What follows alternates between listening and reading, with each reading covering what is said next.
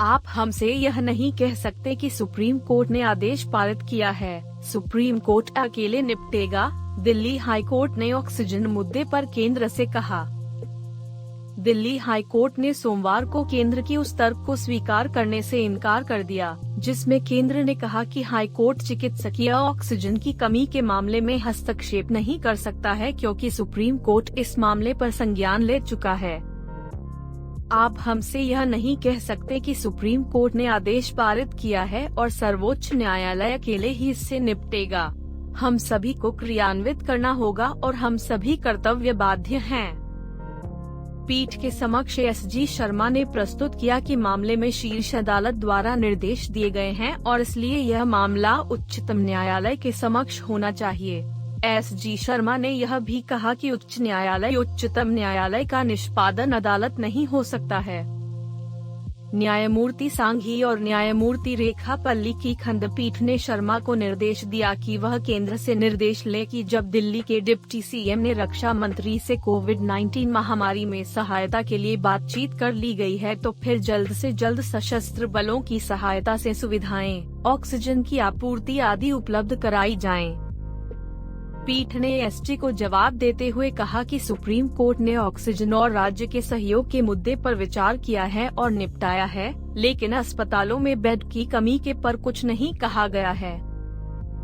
दिल्ली सरकार की ओर से पेश वरिष्ठ अधिवक्ता राहुल मेहरा ने सुनवाई के दौरान केंद्र से सुप्रीम कोर्ट के निर्देशों का अनुपालन करने के लिए कहा ताकि ऑक्सीजन की आपूर्ति सुनिश्चित किया जा सके।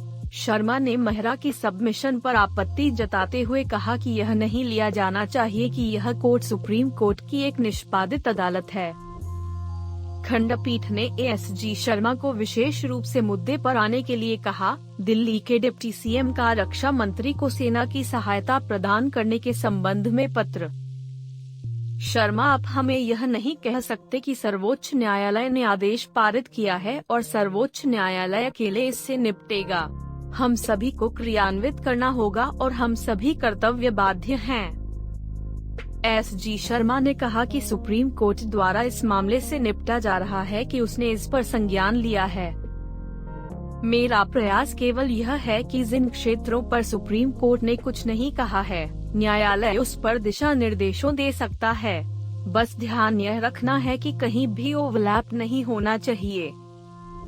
एसजी शर्मा ने आगे कहा कि उच्च न्यायालय केवल उन क्षेत्रों पर आदेश पारित कर सकता है जिन पर सर्वोच्च न्यायालय ने संज्ञान नहीं लिया है ताकि ओवरलैप न हो। न्यायमूर्ति सांघी ने स्पष्ट किया कि यदि सर्वोच्च न्यायालय ने कहा है कि ऑक्सीजन अनुमानित मांग 700 मीट्रिक टन है तो हम इस पर समीक्षा नहीं कर रहे हैं कि नहीं यह 800 या 600 होना चाहिए। हम इसमें हस्तक्षेप नहीं कर रहे हैं। बेंच ने आगे कहा, हम सुप्रीम कोर्ट के हर निर्देश का पालन सुनिश्चित करना अपना कर्तव्य मानते हैं। वरिष्ठ अधिवक्ता कृष्णन वेणुगोपाल ने कहा कि सर्वोच्च न्यायालय ने विशेष रूप से स्पष्ट किया कि वे इन मामलों में उच्च न्यायालय को अधिकार क्षेत्र से बाहर नहीं कर रहे हैं। आगे कहा कि हालांकि मूल संवैधानिक स्थिति यह है कि सुप्रीम कोर्ट और योर लॉर्डशिप कोर्ट का समन्वय कर रहे हैं और आज भी यह स्थिति बनी हुई है और सुप्रीम कोर्ट के निर्देशों के पालन में यह न्यायालय अपनी संवैधानिक स्थिति को नहीं छोड़ सकता है। दिल्ली उच्च न्यायालय ने सोमवार को केंद्र को यह भी निर्देश दिया कि वह दिल्ली के डिप्टी सीएम द्वारा रक्षा मंत्री से कोविड-19 महामारी में सशस्त्र बलों की सहायता से सुविधाएं, ऑक्सीजन की आपूर्ति आदि उपलब्ध कराने के लिए की गई बातचीत पर की गई कार्रवाई की रिपोर्ट प्रस्तुत करें।